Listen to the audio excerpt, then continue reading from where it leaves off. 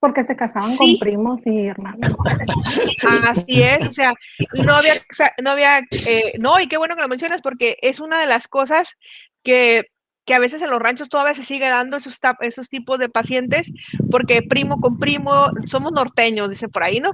Entonces, es algo que se da en esa relación con las familias, porque va unido ese cromosoma.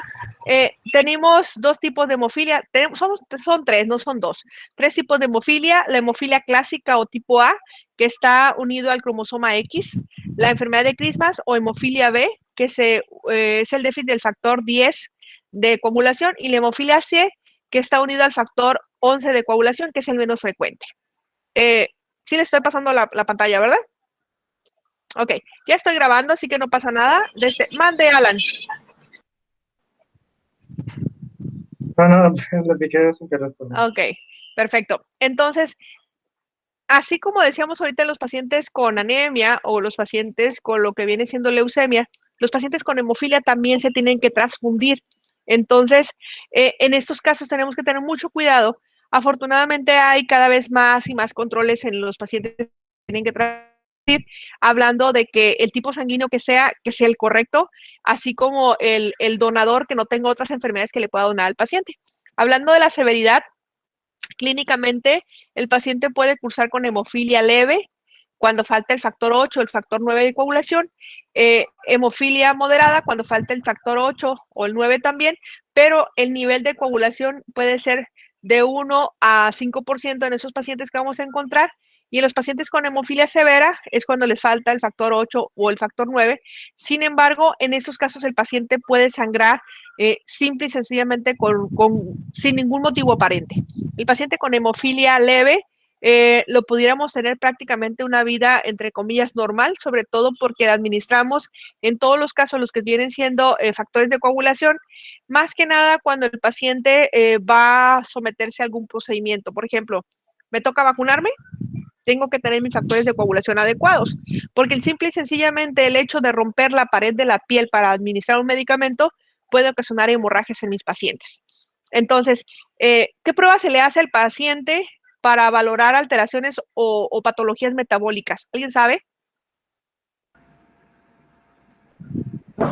El laboratorio no, es el de... ¿Hemograma no es? No.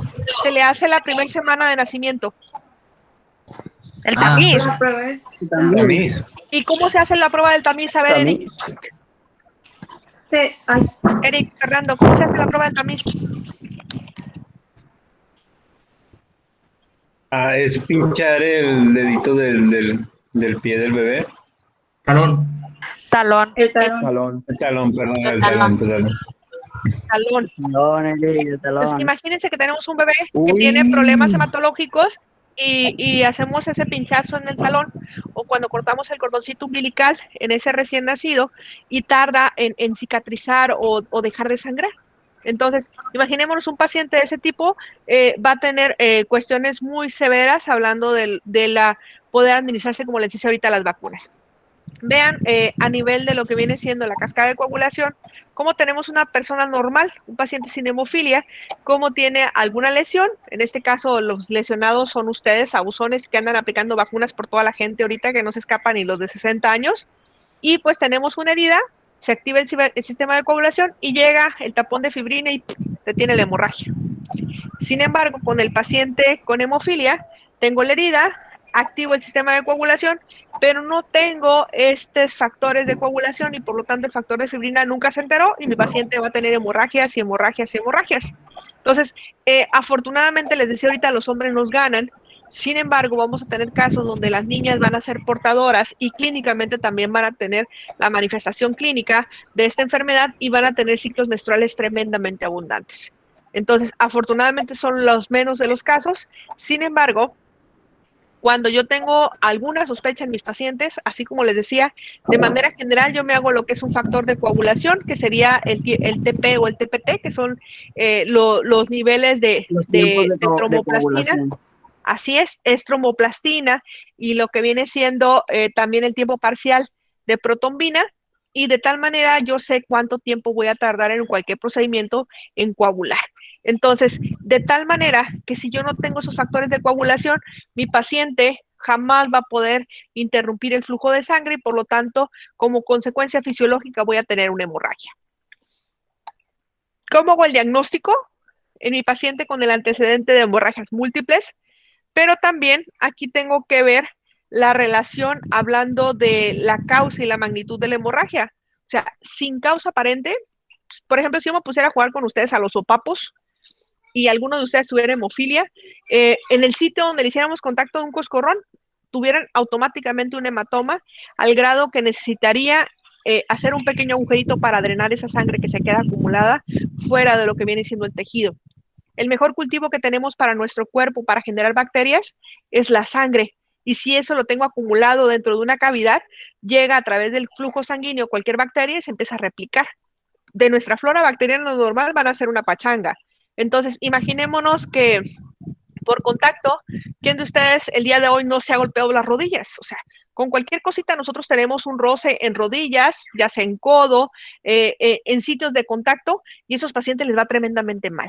Entonces, tenemos que educar a la mamá, sobre todo porque es una enfermedad, como bien lo decía ahorita su compañera, hereditaria, entonces siempre tenemos el antecedente de alguien de la familia que ya lo haya padecido. Esta imagen que está aquí es pregunta de examen, no de ustedes, porque en presencial es cuando la hago, así ahorita no los puedo poner a dibujar porque es en trampa. Con respecto a los antecedentes hemorrágicos familiares, siempre hay un porcentaje muy alto, hasta un 60% de que alguien lo tiene.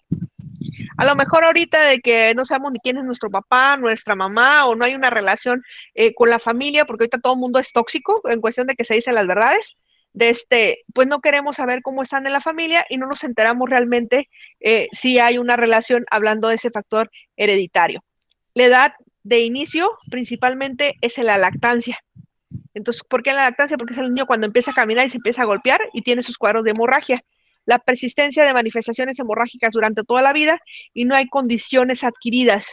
O sea, por ejemplo, que diga yo, es que me sangran mucho los dientes porque tomo ahorita para prevenir trombosis o eventos vasculares cerebrales, tomo todos los días aspirina. Entonces, en esos pacientes no hay relación con ningún fármaco. Una vez que se sospecha la enfermedad hereditaria, se tiene que tomar los hombres, 99% de los casos se va a dar en ellos. Ya, ganen, no hay problema. Y la lesión característica va a ser la presencia de hematomas. Francisco, ¿qué es un hematoma?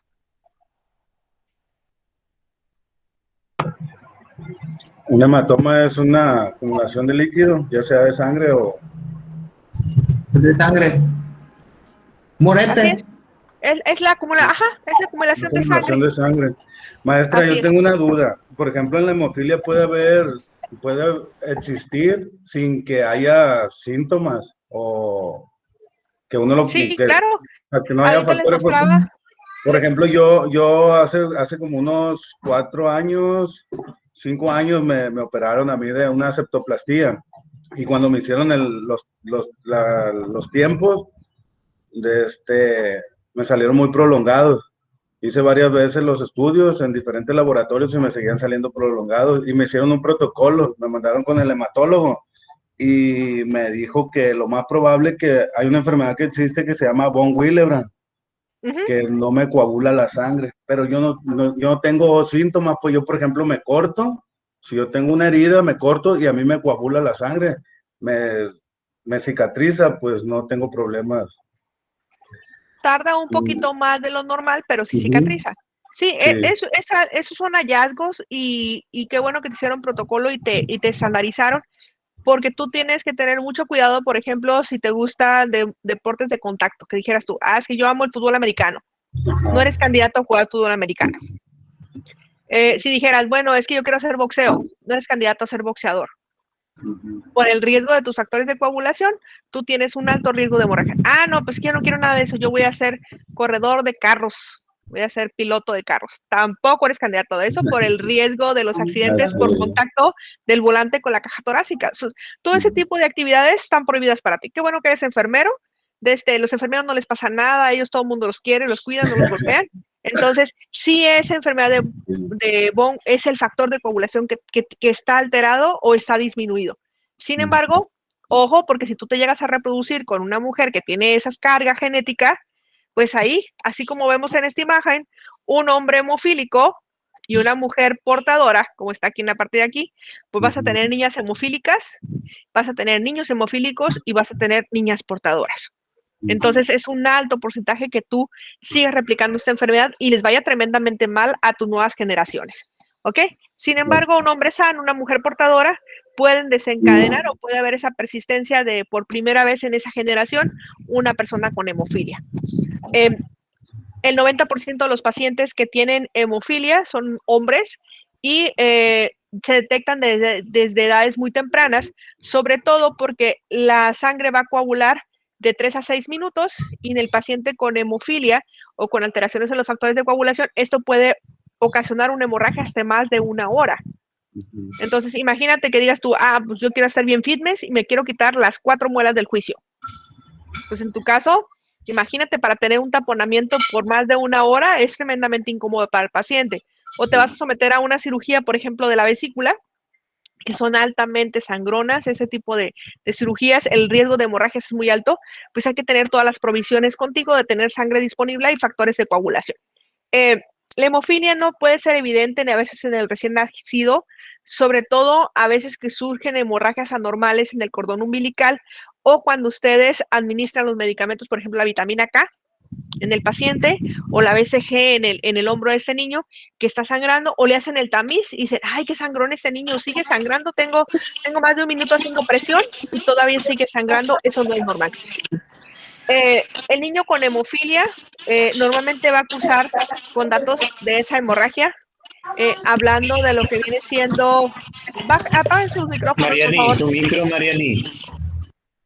De lo que viene siendo la presencia de hematuria, y esa hematuria puede haberse ser microscópica o macroscópica, la presencia de leucocitosis, anemia y sangrados excesivos, sobre todo a nivel de lo que viene siendo principalmente la presencia de epistaxis. ¿Alguien sabe lo que es epistaxis?